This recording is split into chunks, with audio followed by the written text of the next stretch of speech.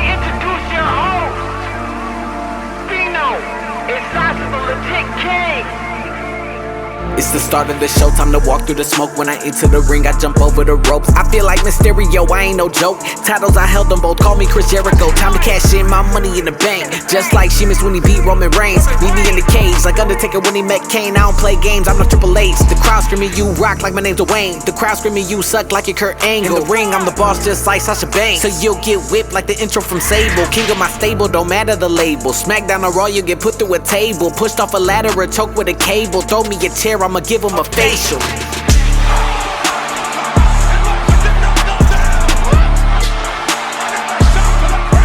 It's the start of the show, time to walk through the smoke. When I enter the ring, I jump over the ropes.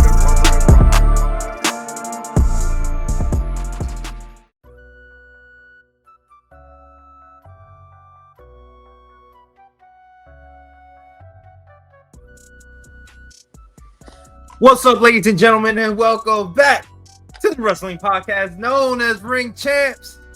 I am one of your hosts. It's your boy, Just Fino, and of course, I'm here with my co-host, the one and only Sasha, the legit king. Sasha, say what's up to the people. What's up, people? Sasha, we're here. We are. We are here. Not only is this episode 25. But this is WrestleMania week, the best week of the year. It is. That's why our episode is going to be called The Most Wonderful Time of the Year. The most wonderful time of the year. Mm-hmm. Indeed it is. Because, I mean, it's like this is our Super Bowl. That's what they say. Like, this is WrestleMania, the whole event. You have the whole wrestling world converging into one city. You know, they got like 25 different wrestling shows going on like this whole weekend, from the indies, from TNA, from everybody, Bloodsport, GCW, and then of course the culminating event of WrestleMania, 2 nights. We got the Hall of Fame. We got everything. SmackDown, Raw. I mean, it's crazy. I love this time of year. You get all the interviews, get all these different things, all these breaking news, potential surprises. Oh man, this is awesome. Gotta say, this is awesome. But Sasha, what's your favorite part of WrestleMania week? I would have to say I mean, I really do enjoy watching the Hall of Fame, but I mean, obviously the actual show, the WrestleMania, and I still love that it's 2 nights. Like, I thought it's weird now to look back and I'm like, damn, why weren't we doing this sooner? But I really enjoy this 2 nights. It like adds an extra day of excitement. So yeah, I love they took that idea from New Japan. Like that was a great thing, because it also gives opportunities for other people, and it gives more time for matches, which I think is the best part. You know, we don't want to rush through some of these stories that we've been building for months or years or whatever the case may be. So it's just a great idea overall. But yeah, man, WrestleMania, this is, man, I can't believe it. This is, well, let me ask you a quick question before we get into the start of the show. Like, if you had to pick like a WrestleMania as like your favorite, what would it be? don't do me like this. There's so, man. You had to pick just one. You can only watch one. What's your go-to? Damn it. I think I hate this question just as much as I hate those stupid the Mount Rushmore questions. I don't know. A lot of people's choice would be 17. Everybody says that's the greatest one of all time. I mean, it's kind of hard to argue. Because I was like, there.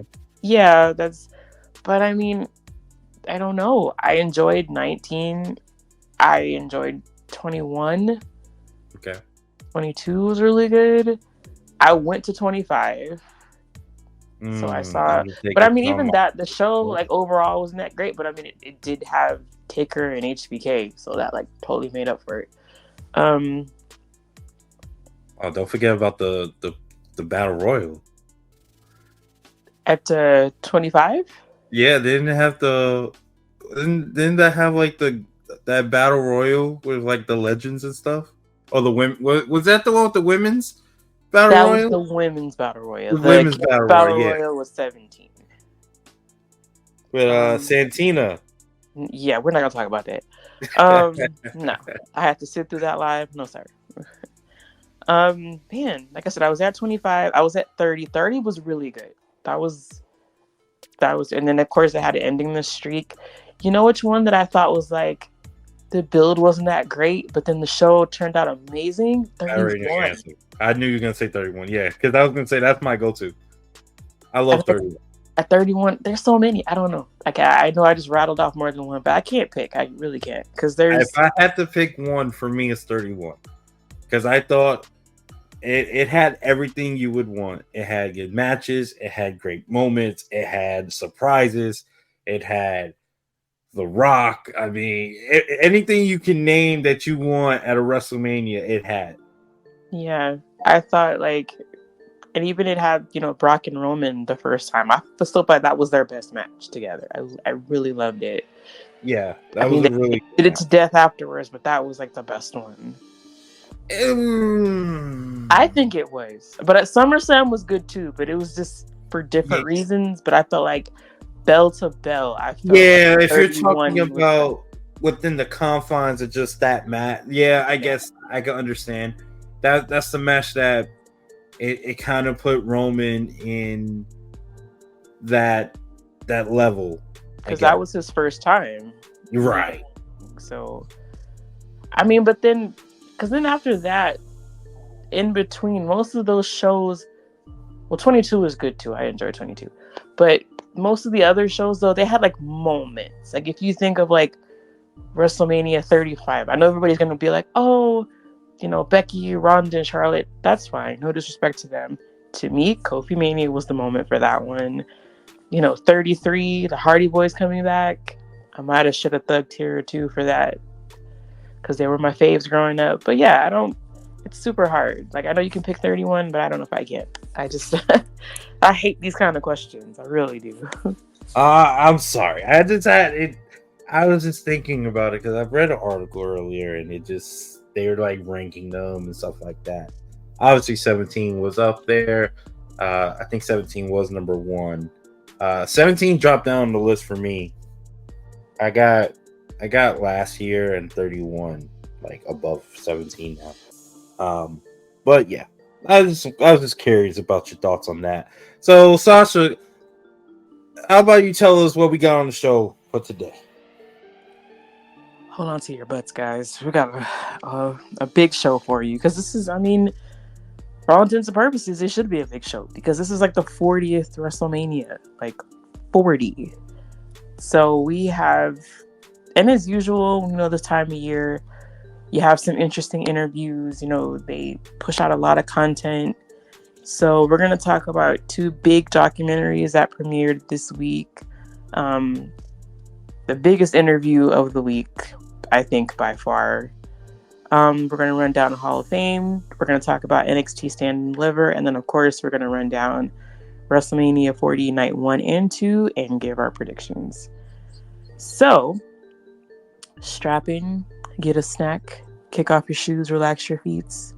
Let's do this thing. We're going to start off with documentaries. So, I think this is season 3 for A&E. They have their Legends documentary.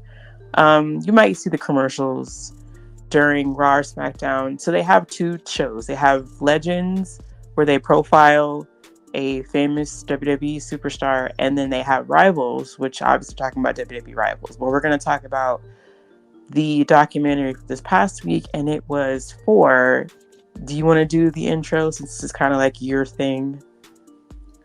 Oh, for my tribal chief? Yes, I think you need to do it.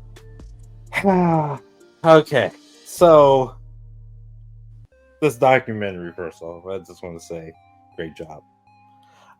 But as far as the intro, I mean, what can you say for something that is perfect? It's hard to to really come up with a great intro. I mean, we're talking about the greatest champion of the modern era, the conqueror of conquerors, the beast slayer, the big dog, the twin maker, the owner of the yard, the wrecker and lever, the smasher, the game changer, the needle mover, in God mode himself, the acknowledged, the head of the table, the goat of all goats, the tribal chief, the reigning, defending, undisputed WWE Universal Heavyweight Champion, Roman.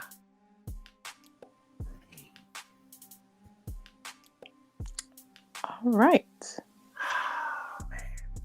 What tribal chief? Okay, so Roman, it was about 2 hours. Documentary just about Roman Reigns. Would you say, I would think it would be safe to say that he was completely in character. There might have been like a flash or two of him just being Joe Anoa'i, but for the most part, it was him being the tribal chief.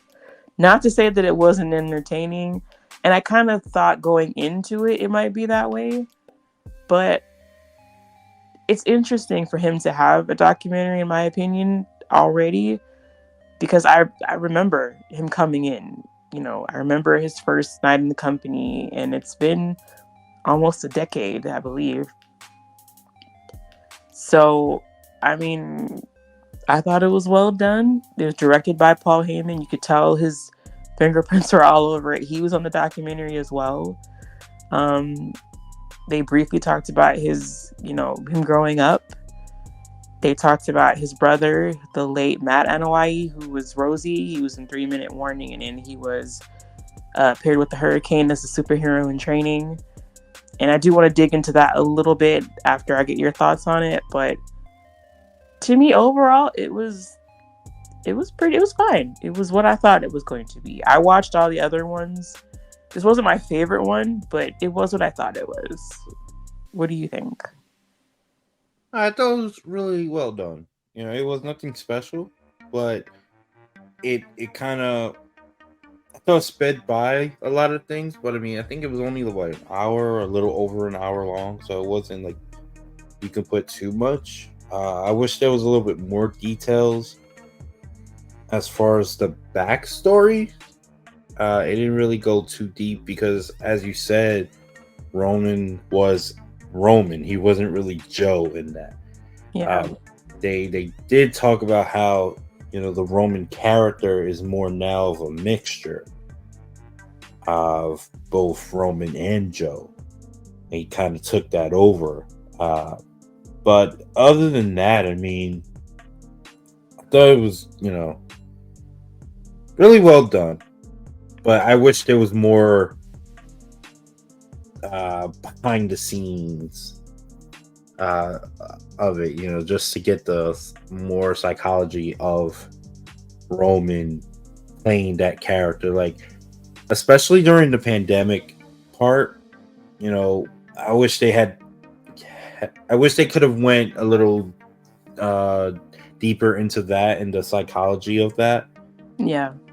Because I mean, that saved the WWE during the pandemic era, was the beginning of the bloodline, and that whole chemistry, that whole building of the family, the whole Jey Uso thing.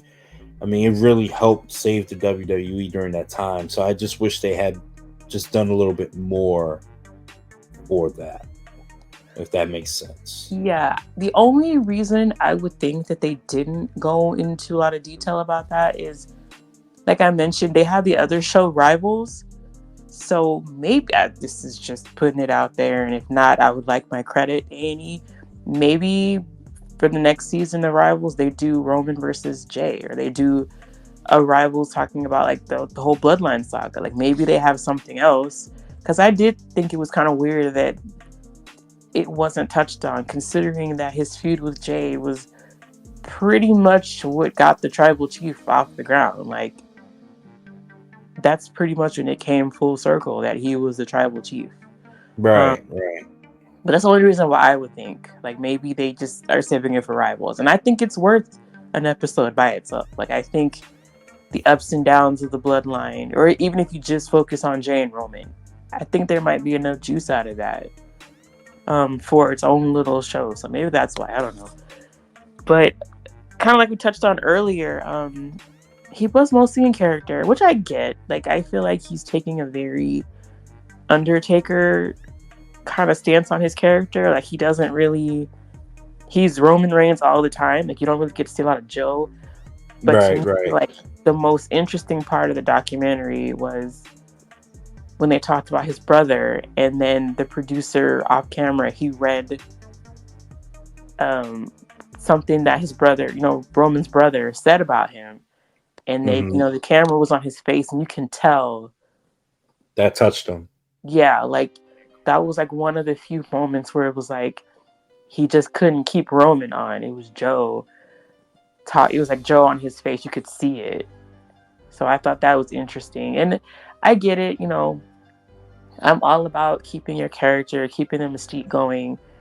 But every once in a while, it was, I don't want to say refreshing due to the situation, because, his brother's no longer with us, but it was interesting to watch for a second the character kind of fade out and the man kind of appear, the human being, because, and I didn't realize, how close him and his brother was, because the age gap too was so large. But how big was the age gap?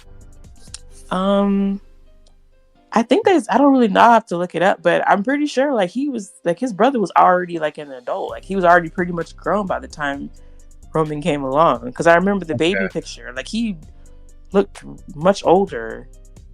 Gotta be okay, so probably about 7-8 years then. Maybe I can look it up, but yeah, that was definitely the most interesting part for me. And like I said, most of the stuff though that I'd already seen, because again, we've been around for his entire career, so we kind of knew everything. But like you said, overall it was fine. It did what it was supposed to do. Kudos to A&E. Like I said, I really enjoy those documentaries. I watch them every Sunday. There was a 15-year age gap, by the way. Oh, that was pretty big. Yeah, that's a big gap. Okay.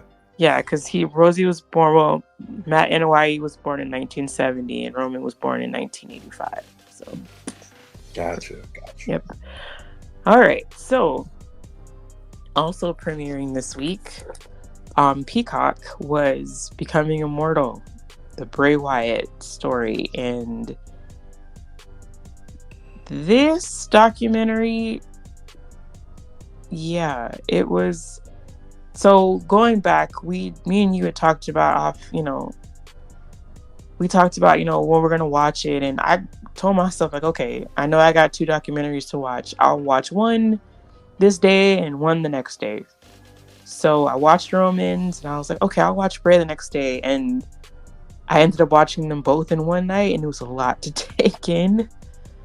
Do you want to start talking about Bray? Well, yeah, I can. I thought this was really, really good. Yeah. Really, really good.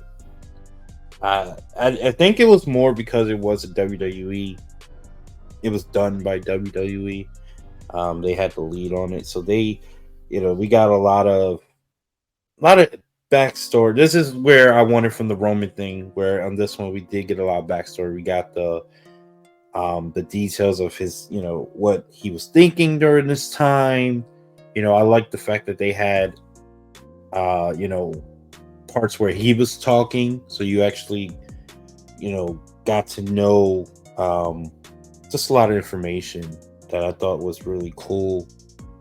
My favorite part of the whole thing, though, was when they showed like the costume design for the Fiend, the new Fiend, and I loved how they had the, spoiler alert, all the details of all the stitchings and all that, because I didn't know that. Yeah, his kids. I thought that was really cool. The bird for JoJo, yeah. Yeah, like I had no idea. I don't know if anyone really had an idea about that. So, for him to have that, I just thought that was really special, really cool, and just really well done. It was definitely a sad, especially when JoJo was talking Yeah. about the whole finding him and stuff like that. Like that I was like, damn, that got me. But for the most part, it was very enjoyable. I loved how everyone was talking about his mind and his ideas and how he, sometimes couldn't separate, or he couldn't really separate his ideas from the reality. It was like, how did they word it? It was more like he thought too much, and sometimes you gotta sit back. It was more what Triple H was saying, like It was hard to rein him back in. Yeah, and I understand that, and I get that. Yeah. So it's like, and that's pretty cool though that we got that back. So I loved what everyone, all the stories, all the different kind words that everybody said about him. It was just really well done, really great documentary for sure. Yeah, I agree. I thought compared to the Roman documentary, I found it odd that they both had that connection as far as brothers. Like you can tell like how Roman felt about his brother, and then obviously like we knew that Bray Wyatt and Bo Dallas were brothers, right? We knew that. Mm-hmm. But because they never really interacted, like it was interesting to see just how much Bo looked up to Bray. Like to see, like you could tell like that was his guy. Like this is his big brother, and you could tell like just how much it just devastated him to lose him, and how much he really wants to hold his legacy and everything like that. So it was interesting for the first time to really see how deep their connection was, even though Bray's not here. And also I thought too, just like Roman, like we've seen Bray from the beginning, right? We've seen his whole career. Unlike Roman's though, like you said, it was interesting to see the process behind it.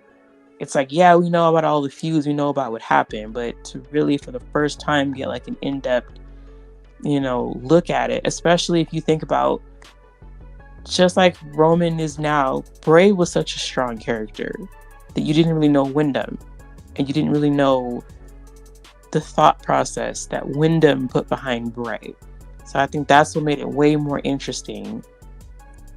I think it would have been more interesting than, if he was still here and he was trying to do the documentary like Roman's, like he was still playing Bray Wyatt. Like this was Wyndham Rotunda, the people that knew him. And yeah, we're talking about Bray, but I felt like it was much more fascinating to watch, this about Wyndham, like how he picked up painting, and he's so crazy talented, and how much thought he put into everything. And even with Triple H saying it's hard to rein him back, like I could see why that would be difficult from a creative standpoint, but like overall, I mean, he just had an amazing mind, and if he was still with us, like could you imagine like what he would be doing? They talked about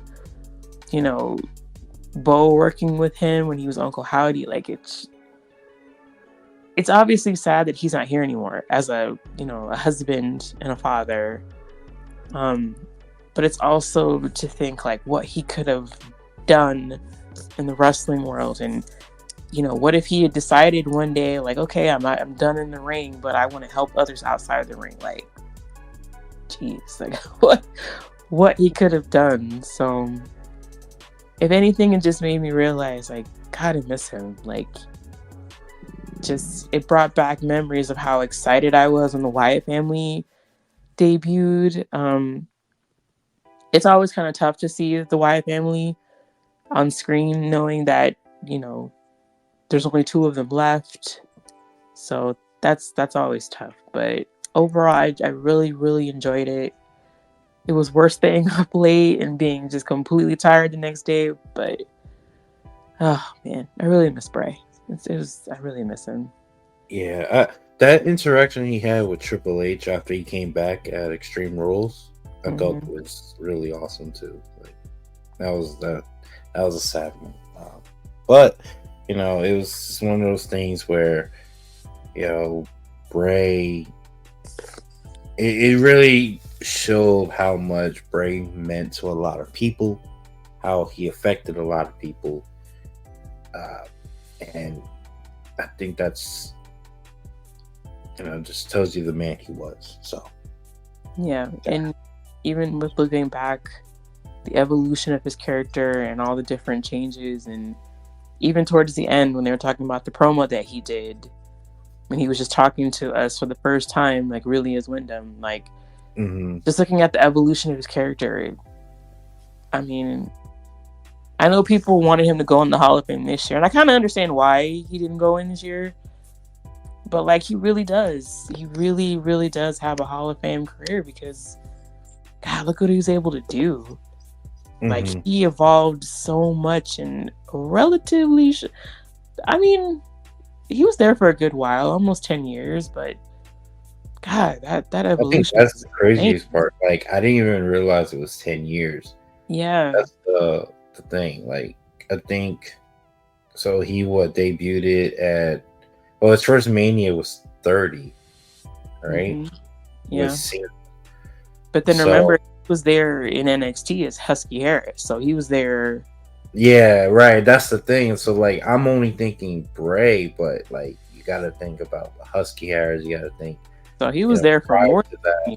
Yeah, like 13 years. So. Yeah, exactly. You know, they showed his tag team run with his brother, stuff like that. So, you know, he was part of WWE for a very long time, and just to think, like, damn, I didn't even realize it was that long. I know, you know, he got released and he was gone for about a year and a half. But still, that doesn't take away. It still doesn't take away. Yeah, like, he was there. Sometimes people look at like Hall of Fame, they're like, oh, I mean, not for everybody, but for the most part, like accolades, like, oh, you're X amount of champion, you won this and you won that. It's like, he might not have won that many titles, but like, God, he was special. Like, his stuff stands on its own. Like, so yeah, I understand why he's not going it this year. I'm fine with that. But yeah, he's definitely a Hall of Famer, and that's gonna be. Yeah, that's not even a question. I mean, the titles don't mean nothing. I mean, Stacey Keebler, I don't even think has won a title before, but she's in Hall of Fame. So, you know what I mean? Neither is Tori Wilson, but you know, hey, there you go. But I mean, it's the okay, you know, it's the impact, and that's, to me, that means more than any title or anything, because it's like they say, it's not the title that makes the person, it's the person that makes the title. So he definitely made the business better. Business didn't make him, it was him making the business better. So I take it. Yep. All right, speaking of business, somebody stood on business this week. Your favorite Punk in my, well, I don't know if he's your favorite, but he's my favorite Punk. CM Punk had an interview, because you know it's WrestleMania weekend, guys, and you know, like we mentioned, they ramp up the content, so there's interviews galore. CM Punk was on MMA Hour with Ariel Helwani, and it was a pretty long interview, but it didn't feel as long to me. Like, I was getting some things done listening to it. It was super interesting, and I feel like we all know that Punk is a great talker. Like, he's a great storyteller. He's just a very articulate guy, so he's entertaining to listen to. So it didn't really feel as long. But yeah, he talks about, you know, his return to WWE. He talked about, you know, squashing some stuff with Triple H, because if you heard the infamous Colt Cabana interview after he got released in 2014, then you know how contentious that was. But then he also talks about leaving AEW, and in true Punk fashion, he did not pull any punches. And man, he was as honest as I thought he would be. He was classic Punk. Before I get any deeper than what I thought, what did you think of the interview? It was very interesting. I wish he didn't do it. I'll be honest with you. Why not? I wish he had taken his own advice. You know, throughout the whole episode, interview, you know, he kept talking about how he didn't really, that he shouldn't, or he doesn't want to, but then he'll just go ahead and do it anyway, because he's going to be honest. And I get why he was also being honest from a standpoint where, you know, he kind of took a lot of backlash and took all the heat. You know, he was the one that was fired. He was the one let go from AEW. So, if anything, he took all the blame, essentially. Yeah. It's like they bashed him. Maybe not publicly, but, you know, if you fire somebody, then you're blaming them for the situation.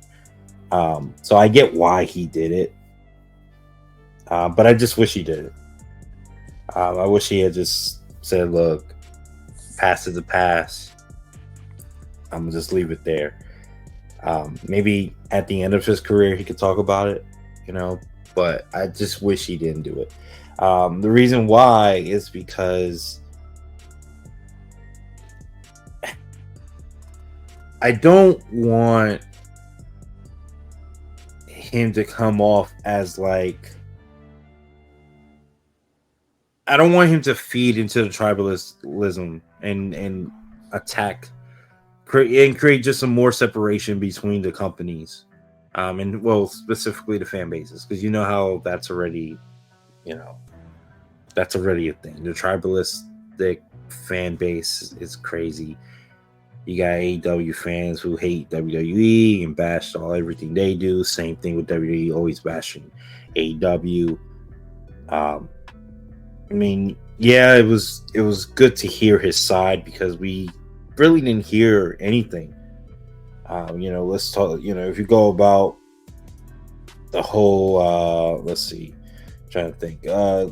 When he got injured, for example, after the brawl out, as they called it, you know, he had no communication from AEW for 6 months, and he had to pay for his own doctor. He had to find a doctor first, then pay for it, then rehab and all that. Like, that's crazy to me.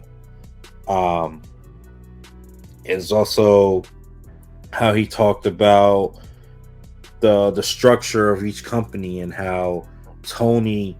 It was just funny because I basically, if you remember when I talked about AEW last time, I talked about how in order to watch AEW, I had to put on a hat where I have to just think about just wrestling. Yeah. I literally just said that. And that's basically what Punk said, that's what they focus on. They focus on the wrestling and not making money and not building stories. It's more the wrestling thing and building dream matches and, you know, and all that, which I get it. And like he said, he gets it too, but that's not what he was signed up for. Yeah. And that's not what he wanted. So it's well, he just said that's not what was sold to him, is what he said. Right. So I get it. I mean, you could think if you look back at his feud with MJF, like they mentioned that Ariel brought that up too. You know, that's probably their best story, or one of their best stories that they've had in their history. And we're going on 6 years now. So if they had done more stuff like that, then, you know, maybe you would think differently. But nothing that Tony has done, at least recently, proves otherwise, because they're consistently just going for just big matches, no story. They're just going for the matches. I mean, you look at Dynamite and Rampage over the last couple of weeks, you know, all the matches have been pretty much predictable because they're just going for the high spots and that's it. And do you think overall that's sustainable in the long run for them? it depends what you define as sustainable. So this is the part where I think that Punk. Let me just say this. I think that Punk, what he said, I agreed with most of what he said. I think that I truly believe that is the case with Tony. That Tony is going after the matches and not the money. But why is he doing that? Because A, he doesn't need the money. This is like a playground for him. He does get all his friends, or not. Well, I'm not. Yeah, I guess friends. He is gonna get his friends and his dream opponents, and he's able to set up his own universe mode. Like this is 2K24. Like that's what he's doing, and that's fine. And he's also helping the business. That's why I always give respect to Tony. Yeah, he's also helping the business because he's getting people paid. Yeah. You know, Sasha just got the biggest women's contract in history, according to a lot of people. So he's helping the business, but at the same time, you gotta understand that it's sustainable for him because it's not like he can go broke. But eventually, you can't grow from That's what I was gonna say. Yeah, like you have to make gains. Like it's fine. He's obviously catering to the hardcore fan base, but as we've said a million times, just because the hardcore fan base is the loudest does not necessarily mean it's the largest. It's not the majority. Oh, it's definitely not. And they're gonna sell out. You know, this perfect, example, Revolution. Revolution was sold out. I can tell you that. I was there. So it was packed. But then the very next day, Wednesday, Dynamite was empty again. Like, it's just those things where I don't really look into deep dive into ratings. I don't care about the ratings. Like, there's more people that watch it that the ratings don't tell you because we know how that works, okay? But I think attendance does matter. And I'm sorry, but when you have the whole hard cam side with no people, I'm sorry, that's not good. You can't tell me that's good. Yes, you're going to sell out. Dynasty, their next pay-per-view is going to sell out like crazy. It's already almost sold out. It has dream matches, I guess you can say. You're going to have FTR versus Young Bucks 3 up there. You're going to have Bryan Danielson versus Will Ospreay. Trust me, I love that. You're going to have Swerve and Joe. Swerve going one-on-one with Joe for the title. Everyone wants Swerve to have his house. Because whose house? Swerve's house. Like those 3 matches alone. Honestly, take my money. Mm-hmm. I'm not gonna lie. But the stuff in between. But in between, that's not good. It's not. But at the end of the day, it's not like AEW is gonna go out of business. The man's he's not a billionaire, but his family's a billionaire. So he ain't losing money, really. This is not where he makes most of his money. This is his side gig. The only way it's not sustainable is if he says, "Yo, I don't want to do this," or his daddy cuts his money off or something. Like, I don't know what he has. I'm sure he has enough. He has his own other businesses that he doesn't need his dad no more, probably. But let's be honest, his dad owns most majority of that company. I think that's a fact. Like, I'm not making that up. So if his dad say, "You know what, man, I'm just losing money. Let me cut this off." The wrestling business is, I'm not gonna say dead or anything, but it just takes a major hit if AEW goes away. Yeah. Like I said, I think it's totally fine if you have these dream matches.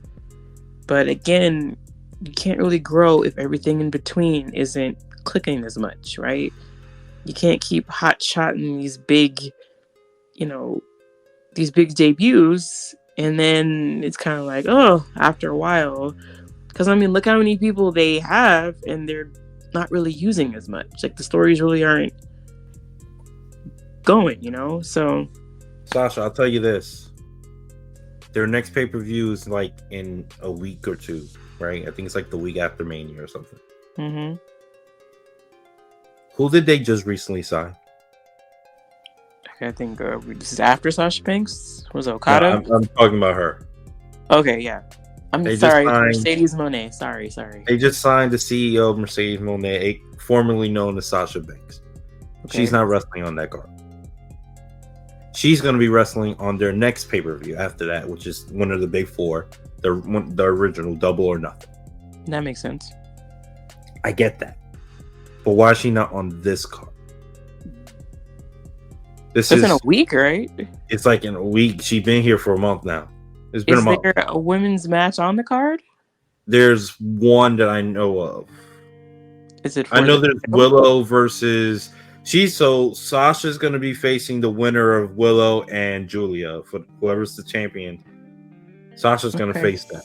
Okay, well, I mean, But let's be but honest. is she healthy? Like, is she cleared though? Is that why? She's been doing physical stuff, so I would imagine she has. Hmm. She's basically all she's done so far. That night, let's say she debuted it that night. Later on that night, she came out to save Willow. Then the next time, I think she did she had an interview in the ring where she didn't really sound that great because it sounded like she rehearsed her lines and stuff like that. It wasn't authentic. The third week, I think she was on commentary, or she did like a little small interview by the stage. Then the next week she was on commentary. So she hasn't wrestled yet. So she might not be. I don't know. I'm just guessing. She might. Yeah, not I be mean, I don't know. 100%. So maybe I that's. Think of that. That would be why. I'm And plus it saying would give 2 a little months bit more- later. Well, is she Jade? Like I mean- Jade at least need preparation because they're trying to get her ready. Like, this is the best woman in your company. Like, you got a pay-per-view showing up. Well, let's reserve judgment for a couple months down the road. I mean, I have an opinion where this might go, but let me wait. Let me chill. That's true. Let me just say one last thing, and then we can go on to the next thing if you want. Mm-hmm. I just because I thought about this prior to us recording. The thing about, because I don't know if you know, but Edge responded basically to the CM Punk thing on this last Dynamite. So this is, what's today? Today's Thursday. So yesterday he did a response and he talked about AEW and all that. Oh, it's a great place and all this stuff. I agree with the comments. Why the hell was Edge the one saying that? Yeah, he hasn't really been there that long. Exactly. Like, you just been there. You barely got your coffee barely is done yet. Like, stop it. But I mean, that feels like the overall sentiment, because I feel like maybe early on in Punk's run, if you had asked him, he would have said the same thing. Yeah, but is Edge is automatically team AEW? Like, he's the face of AEW now? Like, stop it. No. What I'm saying is to say that, he's saying all these good, and again, we don't work there, but it's easy to. I think we all kind of have that when you get a new job. It's like, I like it here, and then after a while, you're kind of like, huh. I wonder if he's still kind of in that group, because I mean, really, he's been getting to work with Christian, right? He's got to do some really cool things, and maybe I don't know. I don't really know too much about the Young Bucks like that. I don't know if they're gonna mess with Edge per se. Like, I don't know what that's gonna be like. I don't know. Maybe Tony has changed some things backstage, but I look at the CM Punk thing in a way. I know some people were kind of pissed about it. They're pissed about his, how his tenure ended in there. I would think in the cloud of all this controversy, maybe that was a good thing. Like, maybe this needed to happen. And even CM Punk giving this interview, I know you said you really didn't, you wish he kept it to himself. But I guess my point of view is I'm glad he just kind of got it out. You know, just shed that last bit of skin. Like, it's done. You know, all that he confirmed and, you know, everything, it was pretty much laid out. This is what it was. Just kind of dead it now. You can't really ask him about it anymore because he already talked about it. Let's move on now, you know? But I think having somebody who was actually there and experienced it and can kind of talk and confirm, like, hey, these are some things that are going on. It might not feel good to hear because this is where you work and you have a loyalty to Tony, but maybe it was exactly what needed to happen. Like, you needed to really just kind of say, hey, look, wake up. You know, you had the biggest star in, you know, one of the biggest stars of the modern era in your company, and it ended contentiously like that. So now, you got to reevaluate, because now you see he's bringing in more professional people. You know, they had some releases. They're starting to kind of move the wheel a little bit in a different direction. I think, as weird as it might sound, that this CM Punk thing might have been a positive for AEW. I'm not saying they have to turn into WWE Light or anything, but at the end of the day, you want to focus on wrestling? Fine. That's great. You're the alternative WWE, awesome. But you're still a business. And to have your biggest draw say it's not really a business, Tony Khan is a businessman. He's bred by a businessman. And even he has to wake up and see now, like, I can't just have my own little fantasy and get to have all these wrestlers. Like, they can't run the show anymore. They can't do those things. Things have to change. And I think it's easier to kind of get away with that when people really weren't aware of what was going on. And now you're looking at it as like, well, you know, if this is out there and you want to get some more people to come to you, what are you going to show them that's going to make them say, okay, this might be how it was, but here's what we're doing now to make it better. Here's what's happening now. Because frankly, if I was a performer and I was looking to sign between AEW and WWE, I would have questions.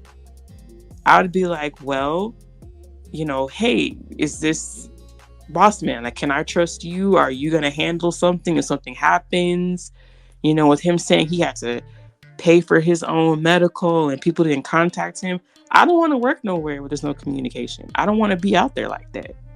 If I'm putting my body on the line for you and you saying, I got you on this, I'm going to do this and I'm going to do that. And then I hear your top guys say, I couldn't even, you know, get travel or whatever. I don't know. I'd have to consider that. So now I think it puts you out there where you have to reassess and be like, okay, maybe there's some things that we need to work on and improve, and stop pretending like everything is cool because everybody's saying in your face, oh, we love it here, da da da da, because you're paying them a lot of money. When the rubber meets the road, are you going to be able to sustain your business by making the tough decisions? Say what you want about WWE, but I don't think Triple H and Nick Khan are playing that shit. Like, these people, if they're investing all this money, they're going to have rules. They're going to have boundaries. They're going to have expectations to maintain their business. And I think this was the wake-up call Tony needed. The Young Bucks, they're businessmen, but they're wrestlers. Their business is wrestling. Tony Khan, this is his business.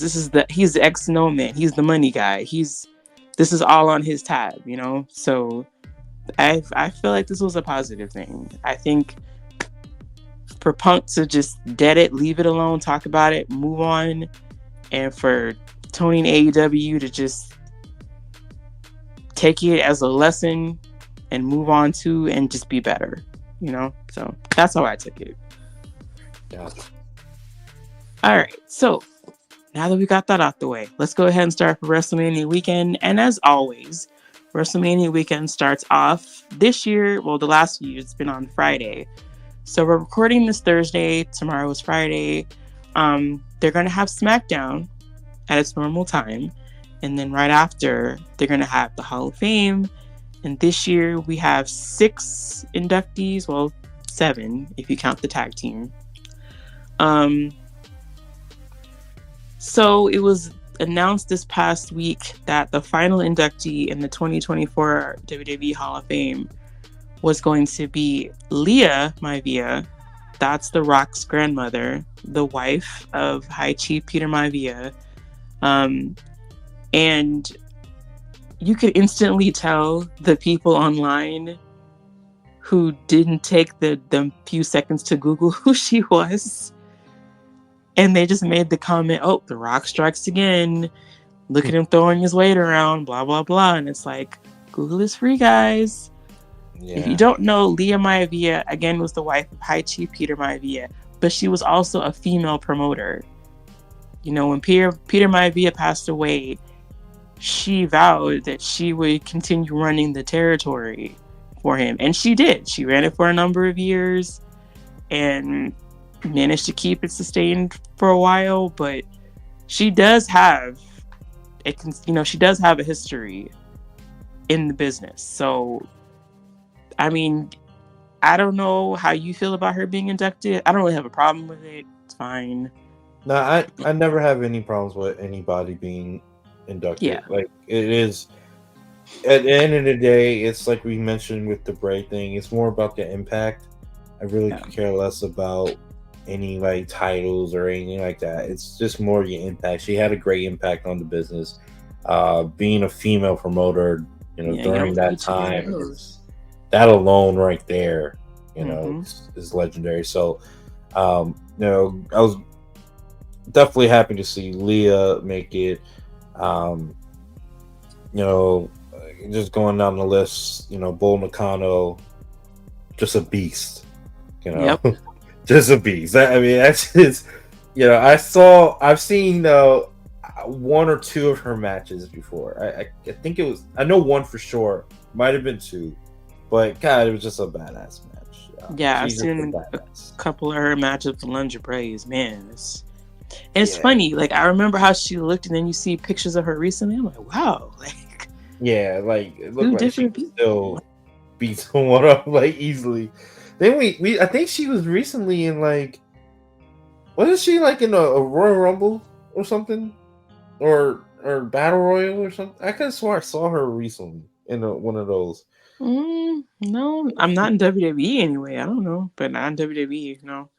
I swore I thought that, but anyway, okay, yeah. Now I'm not too familiar with Thunderbolt Patterson. So you might have to fill me in if you know some information about that. Yeah. Apparently, Thunderbolt Patterson, he was a wrestler, I believe, in the 70s, and they say he's credited kind of for helping to get equal pay, especially among, African American wrestlers and things like that. Okay. Because, as you know, it was difficult back in the day. Like, you hear, stories about the Junkyard Dog. Like, it wasn't easy for a black man to be a wrestler back in the days. It wasn't easy for black men to be anything. But in wrestling, it was very difficult. And, the unfair, pay and things like that. So it was more of something that he kind of did behind the scenes to kind of help, black wrestlers out in the long run. But yeah, I believe that's why. Gotcha. And then in connection with the next one, the celebrity inductee this year is the late Muhammad Ali. He was at the first WrestleMania. Yes. I believe he's going to be inducted by, I believe it's his wife, Lonnie Ali, I believe. He's going to be inducted. I thought his daughter Layla, because obviously she's famous in her own right. I don't doubt that she'd be there for that, but that's pretty important. Muhammad Ali is one of the most recognizable athletes in the world. Yeah, and all time. And the celebrity wing is not really like, you may not have like a great impact in the wrestling world, but you were a significant figure in the fact that you were part of the first WrestleMania. That I think he was special guest referee or something. Yeah, I wonder why it took him so long to get him in there though. I feel like that would Yeah, have. it was a little shocked. I thought he was actually already in there, to be honest. Yeah, when I saw it, I was like, oh, I knew he wasn't in, but I was like, man, that could have been I'm shocked. I thought he was in Yeah. already, but that's cool. He's definitely going to be definitely well deserved. So Yeah. I'm cool with it. Then we have our tag team inductees, U.S. Express, Mike Rotunda, and Barry Windham. Mike Rotunda is the father of Bo Dallas and the late great Bray Wyatt, and of course Barry Windham. We all know who Barry Windham is. I'm cool with this. I'm fine with it. Yeah, cool with that. No Do you think that's why Bray didn't make it? It's because they didn't want to overshadow the father and uncle? I could see that, but then I think I read somewhere that his dad was like, it might have been too soon for not too soon for him to get in, but For his the family. family's still, they're still kind of. Gotcha. That makes sense. Dealing with it. So I understand. And plus, I think when Bray goes in, he should be the headliner, And I don't think he'd be the headliner this year. It's going to be hard. You know that, right? Yeah. I know. That's going to be hard to make him the headliner. And the only reason I say that is because, I'm thinking of all the names that haven't been inducted yet. So you got a long list. So it's just going to be hard. Like Rock, for example. I think Rock goes in next year. So you got Rock, you got Cena eventually. You got all these other, so it's gonna be hard, but I think he should be definitely one of the top names up there. It's just gonna be hard to be the main person for me, at least. Yeah, I can understand that. But the headliner this year, deservedly so, in Philly is the Paul wise man. Yep, the wise man, Paul Heyman. I mean, there's really not much you can say beyond the fact that he absolutely 1000% deserves this. It's in Philly. I think it would be a crime if he wasn't going in. I know they don't really induct too many active people. I know Ray went in last year, but this is perfect. Paul Heyman going in. He's done so much. We could have had another show just about Paul Heyman. Yeah, that's true. That's true. Yeah, I listened to the Undertaker's podcast, 6 Feet Under, and I didn't know that Paul Heyman facilitated the meeting, which essentially got Taker in WWE. Yep. Crazy. So yeah, Paul Heyman. I want to hear his speech. He's being inducted by Roman Reigns. That should be interesting. I'm a little. I will say this. So, with Paul Heyman, so he's declined it several times. He was actually going to be. He's been offered Hall of Fame several times. He's declined it every time. He did accept this one because he felt it was an honor that in Triple H's first, Hall of Fame class. That, which I didn't understand that. I guess Triple H didn't pick last year's because I guess Vince was around during that time. Yeah. So this is Triple H's first class. He felt that was such a great honor. He has so much respect for Triple H. I thought that was pretty cool. But then also with just Heyman in general, you kind of realize, damn, he did affect so many people. Mm-hmm. On his way to this Hall of Fame career, but I felt that with Roman being the inductee, I was the inductor, or whatever it is. I was a little shocked, but I thought it would be someone from ECW, whether it be Bubba Ray or Tommy Dreamer, or maybe Tommy Dreamer more than Bubba, but Tommy Dreamer I thought would be great only because. One, the ECW, they're in Philly, and two, I heard this too, and I didn't even think about it. That relationship that WWE does have with TNA, that's where Tommy works now, along with Busted Open Radio. I thought that maybe that could be just something that I thought that would be nice. Yeah. So I mean, I'm cool with Roman because obviously the last 5 years and just the whole family history with Roman and the Samoan family and Paul obviously goes back decades and stuff like that. But I just felt like in Philly, I'm shocked it wasn't an ECW original. No, that makes sense. Yeah, and I could definitely see like Tommy Dreamer or Bubba doing it, but the Tribal Chief. Hey, you get more Tribal Chief airtime, so. Oh no, I ain't mad at it. I'm just saying, I was a little shocked, Yeah, I understand. But yeah, 6 Hall of Fame inductees. Looking forward to it tomorrow. Congratulations to everybody that's getting inducted this year. And looking forward to those speeches. I mean, I personally, if I had to pick, I definitely want to see Paul. I want to see Bull Nakano, and I definitely want to see US Express, specifically for Mike, because I know it's been an extremely tough year for their family, and this has got to be that sweet and that bittersweet for him to be recognized. Everyone, I know. Obviously, Heyman and Nakano. Is Patterson alive? Yes, I believe he is. Okay, so that's gonna be cool. Yeah, I think everybody except for Muhammad Ali and Leah Maivia. Everybody else is there. Oh, she's not. I thought she was. Okay, so she passed away. Okay. I want to say like the same year that like Peter Maivia got inducted. I think she passed later that year. Oh, okay. Yeah. I didn't know that. So okay. Most likely, like The Rock's mother will probably accept it. That's what I would assume, that she would accept it. So, gotcha. All right. So that is Friday. So again, we have Hall of Fame and SmackDown on Friday, and then Saturday morning we have NXT Stand and Deliver. This is kind of like NXT's WrestleMania, if you will.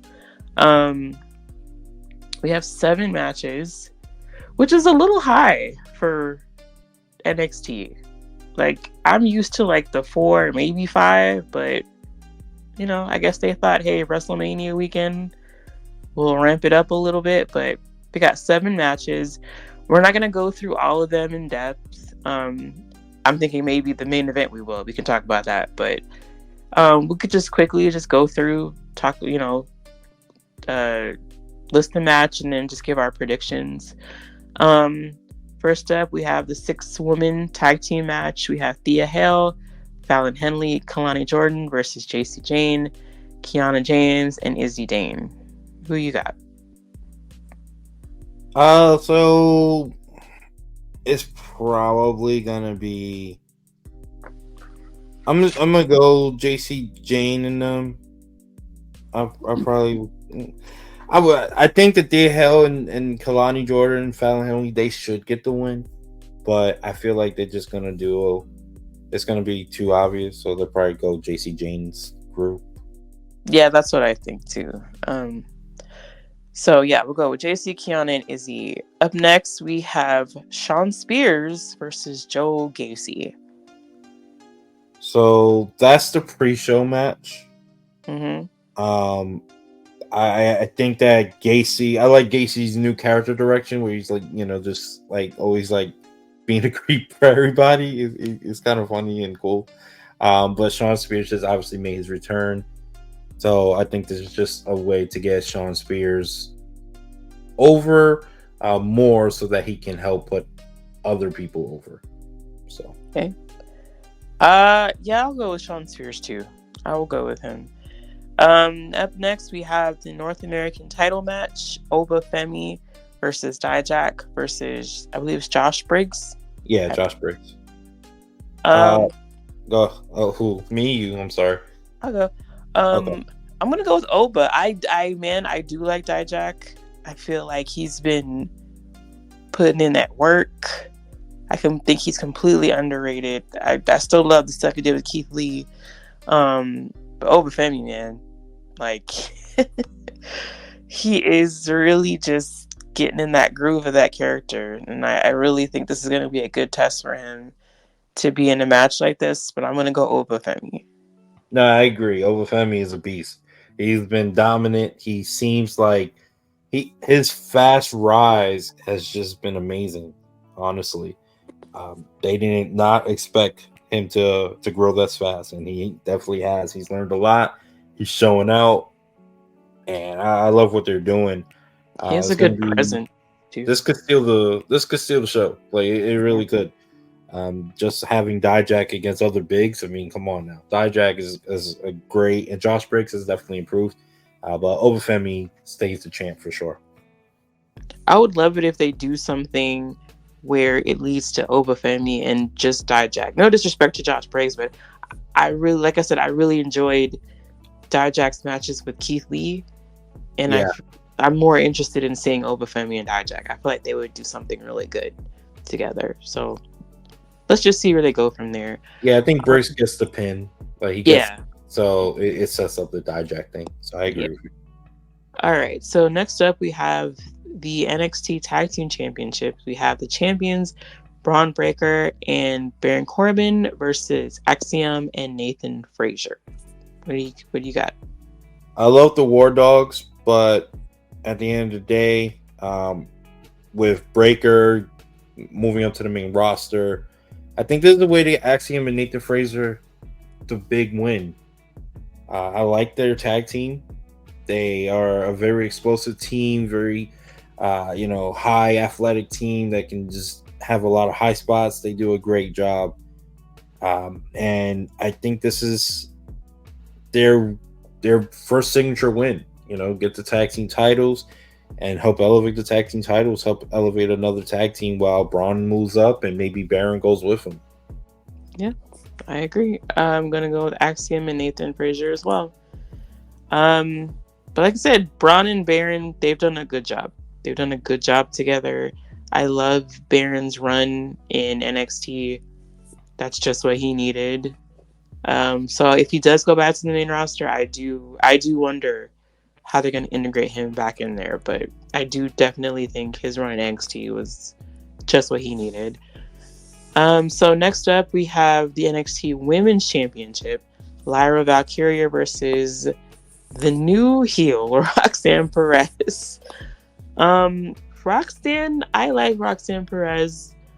I'm interested in her heel run.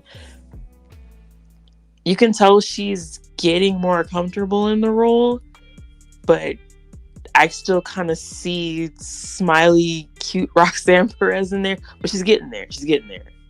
I'm gonna let her, give her some time. But I do think it was a welcome change for her. I wouldn't mind seeing her win, really, as this new heel. No disrespect to Lyra, but I think Roxanne is a little bit more interesting than Lyra. And I wonder if, what's her name? Paxley is going to be any kind of... Yeah, Tatum Paxley. Mm-hmm. Yeah, Tatum Paxley is going to be any kind of, interference in that match. Not sure, but I'm going to go with Roxanne Perez with that. What do you think? I agree. I love both of these women, both beautiful women that put on a show. Roxanne Perez needed to change, needed to experience going heel, because this is NXT, and NXT is where you do things that you take chances, because this is the time to do it. You don't want to do it on the main roster, it fails, and then you're forgotten. Yeah. I think that Roxanne Perez is a future WWE champion. I think she has potential to be a future Hall of Famer. That's just how much respect I got for Roxanne Perez. And unfortunately, with the injury to Cora Jade, you needed someone to fill that role. So why not be her best friend? And then Lyra. I love Lyra. Great performer. But I want to see, you brought up Tatum Paxley. I want to see Tatum get involved in this match, kind of cost Lyra the match. And then you can use Lyra to help build Tatum. Because I think Tatum has like a great wrestling background from the indies and stuff. So, this will help put her on the scene. At the same time, Roxanne gets the championship and she can dominate as a heel, because wrestling's better with a heel champion. That's just usually how it is. And I think even, Tatum and Lyra working together, I think that might help Lyra too. Like, she can clearly go in the ring, but kind of fleshing out who she is as a character, that would definitely help. Like I said, Roxanne is very capable in the ring, and now she's starting to do the character work. So I definitely think this is going to be Roxanne's night, and Lyra already has a feud if Tatum Paxley does interfere, so that would kind of help both of them character wise. I just want to compare it real quick. Roxanne for just think of it like the Bailey turn, like when Bailey during the pandemic, when Bailey had that dark turn. I that's why I think of Roxanne Perez. And we saw how great. She's also giving me a little bit of AJ Lee vibes. I messed that. I fucks with that. That's a great. I saw her and I was like, oh, little AJ Lee thing going on. Okay. We missed you, AJ. Yes. So coming up next is the NXT Championship. We have Ilya Dragunov versus Tony D'Angelo. The Don. Yeah, Mr. Snap his fingers and shit happens. Trying to throw people off bridges and whatnot. Hey. So I enjoyed Tony D'Angelo's character work. Let's start there. Mm-hmm. I don't think he's winning this match though. Agree. I agree. He's winning this match. I don't know what kind of match this is going to be, but like I said, I enjoy his character work. I just don't see him knocking off. I just don't see him knocking off Dragunov. Yeah. No. I agree. I think he's not the guy to do it. I think it should be someone else. I'm not sure exactly who yet. But I think that this is the only. Basically, it's like this. The person who should do it is Obafemi. That's who I think should be the one to beat Ilya. Now, with Oba being the champion, maybe this is the only thing I could think of is maybe they did the triple threat so Dijak can win the title and pin Briggs so Oba doesn't get pinned. That way, Oba could just go for the main and just push him straight to Ilya. That's the only thing I can think of. So that's a possibility. I'm just gonna throw it out there. I think that's a possibility. But if not, just right now, Oba wins his title match and then Ilya wins his. So that's just my thinking. We shall see. All right, so you would think because it was the NXT Championship match that would be in the main event, but no. The main event for NXT Stand Deliver this year is the best story going on in NXT. It is the singles match between Carmelo Hayes and Trick Williams, and man, this is gonna be. I don't know how I really hadn't thought about if I was gonna watch NXT Stand and Deliver live. Y'all know I got kids. I can't even shower by myself, but I'm gonna go out of my way to make sure that I see Carmelo Hayes and Trick Williams because this is gonna be some shits with them. Yeah. This is crazy. Like the history, the storytelling, all those months of wondering, does Carmelo attack Trick and all the gaslighting and the mind games and, Trick becoming essentially a big deal throughout this whole thing. Like sometimes you would think like, oh, they're having this match, this would be where Trick wins and he goes off and becomes a star. But like Trick he's in the groove right now. So it's not like he's gonna be the one that's gonna have to be carried through this. Like he's a big deal, and we know, as Carmelo Hayes says, he's him. So these are two strong characters, competent wrestlers, gonna go at it. So this absolutely does deserve to be the main event. And sheesh, this might be one of the matches of the weekend right here. This is gonna be something. What do you think? I don't know who's gonna win though. I can't figure out who's gonna win. No. I think you said everything right about Trick. He's already a star, but the problem is that the star hasn't had the match yet. Yeah. So if you go back to the Iron Survivor match, yes, he did that crazy. I think he got 4 pins in the last 45 seconds, 49 seconds, whatever it was, right? Great job. He had his moment, but you got to have the match that puts you on top. And this would be the match that, for me, that puts him as the face of NXT. So yeah, I got Trick Williams winning this, and Melo can go off in the sunset, move up to the main roster officially, because he's going to do great things up there. But have Trick win, and or actually, I didn't even think about this, but like you could do. I forgot about Trick. Maybe Trick could beat Ilya, but I think that it's better. I think if they do like Trick and Oba down the line for the title, that'd be crazy. And Trick, I was gonna Oba. say, I do think Trick needs a run at the NXT Championship. Like, I know Oba, but I thought it would be Trick really. So do you think, with all the build up at this feud, would you be mad if it wasn't a one and done, or do you feel like, let's just do this and so Carmelo can go to the main roster and then Trick can go his way? No, I think it has to be one and done. I think it has to be, just because we've seen Melo's done everything in NXT. He doesn't need to come back. Like, that's it. Like, this should be the match. And then what you do is you continue it in the main roster. Like, it wouldn't even surprise me, to be honest with you, if Trick doesn't stay in NXT. Like, they both move up to the main roster. It wouldn't even surprise me at all. Which is, that's something that is definitely possible. Maybe Melo goes to Raw. Melo's talking about how he's him and I'm ready for my first challenge, and then boom. It's Trick. Ooh, that Trick. You know what I mean? So I wouldn't be mad at that. I that Monday after Raw, that Monday after Mania, I Raw wouldn't after be mad Mania, at that. boom, like you get both of them, like that'd be crazy. So I'm totally cool with that.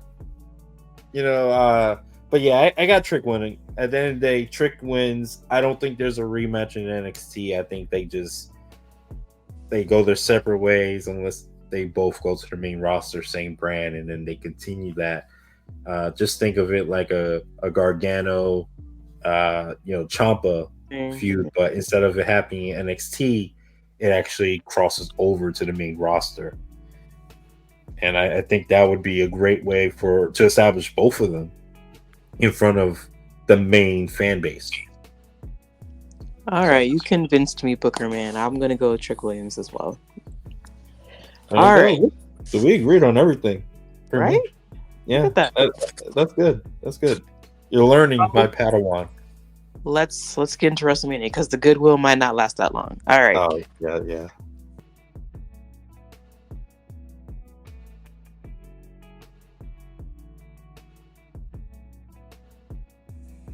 Alright guys, you just listened to part 1 of our episode 25 WrestleMania Weekend Preview. We have to split them up due to time constraints. But before you head over to part 2, wanted to remind you that our Ring Chance spinoff Playback Player debuts Monday at 7 p.m. with all episodes exclusively on YouTube.